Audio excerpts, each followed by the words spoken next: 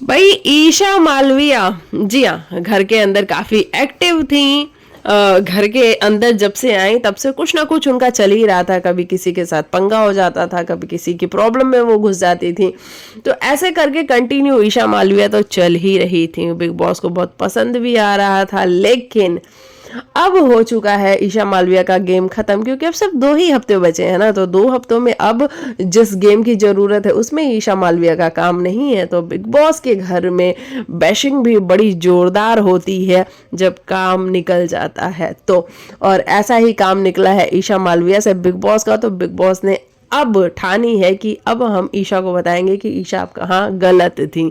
तो करण जौहर, आप सबको पता है कि वीकेंड के वार पे आ रहे हैं, और करण जौहर ने ईशा को बिठाया है विलन वाली चेयर पे। विलन वाली चेयर आप सबको याद होगा, हर साल कुछ ना कुछ ऐसा आता है जिसपे याद है प्रियंका चाहर चौधरी को भी बिठाया गया था, ईशा मालविया को इस साल बिठाया जा रहा था, एक साल सिद्धार्थ शुक्ला को बिठाया गया था।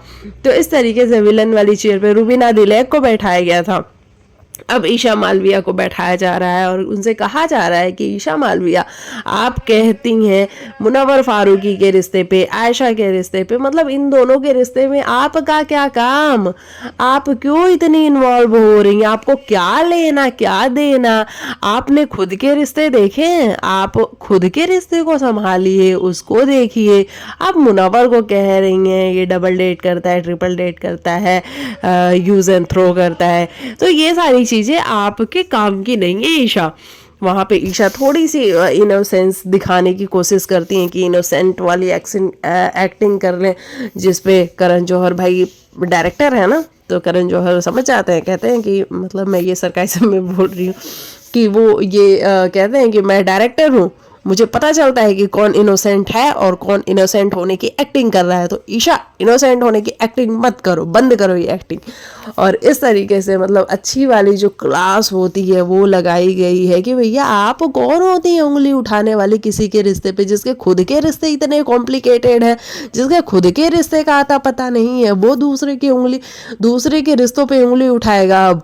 तो भाई ईशा मालविया, आपसे काम निकल चुका है। हालांकि आप डे 1 से इन्वॉल्व करने वाली लड़की थी, लोगों को इन्वॉल्व करती थी। हाँ, ये आपने किया है कि आपने अंकिता लोखंडे को जब मन किया यूज इन द सेंस कि उनके साथ आप खड़ी रही, आप अंकिता दी करती थी।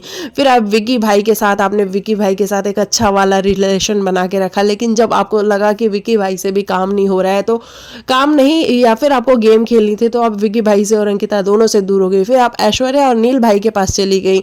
ऐश्वर्या और नील भाई के साथ रहते रहते आपको समझ में आया कि भाई ये लोग वो लोग नहीं हैं जिनके साथ मेरा गेम आगे बढ़ सकता है, तो इसलिए आपने उन दोनों को भी छोड़ दिया। फिर आप अंकिता के पास आ गए। फिर आपको अंकिता से प्रॉब्लम हुई तो आप मनारा के पास चले गए। फिर आपको मनारा से प्रॉब्लम हुई तो हमने मनारा को डिच कर दिया। फिर आप अंकिता के पास चले गए। तो हाँ, अपने रिश्तों को यूज तो बखूबी किया अपनी कन्वीनियंस के हिसाब से। लोग आपको प्यारी है, छोटी है, स्वीट है ऐसा समझ के आपकी बातों में आ जाते हैं। मुनव्वर फारूकी, जिसको हर बार आप डिकोड करती हुई नजर आती हैं। तो ईशा मालविया, आपने किया तो है शो के लिए बहुत कुछ इतनी छोटी सी उम्र में, लेकिन मुझे समझ में नहीं आता इतनी छोटी सी उम्र में इतना दिमाग आता कहाँ से है। बहुत सारे लोग तो बड़े हो जाते हैं, उसके बावजूद भी वो इतना दिमाग नहीं लगा पाते। तो इसका ये मतलब है कि आप दिमाग से तो बहुत तेज हैं, है बहुत तेज हैं। अभिषेक का हम सबने देखा है कि आप पोकिंग के मामले में 1% भी पीछे नहीं हटती हैं। अगर हम अभिषेक को गलत कहने जाएंगे तो हम आपको भी सही नहीं कह पाएंगे, आपको हम डिफेंड नहीं कर पाएंगे, क्योंकि आपने हर बार पोक किया है अभिषेक को अपने बॉयफ्रेंड के साथ मिलकर के, समर्थ के साथ। हालांकि उस समर्थ को आपके पिताजी ने कह दिया कि मुझे वो लड़का बिल्कुल पसंद नहीं है, तो तुम उससे दूर रहो। तो ये सारी चीज़ें अब ईशा मालविया की अब ख़त्म होने के कागार पे आ चुकी हैं। तो देखना बड़ा दिलचस्प होगा कि बैशिंग में ईशा मालविया का रिएक्शन क्या होता है। वैसे ईशा शौक है बिग बॉस, मेरी बैंड क्यों बजा रहे हो बिग बॉस। चलो बाकी आप लिखना, आपको क्या है कहना।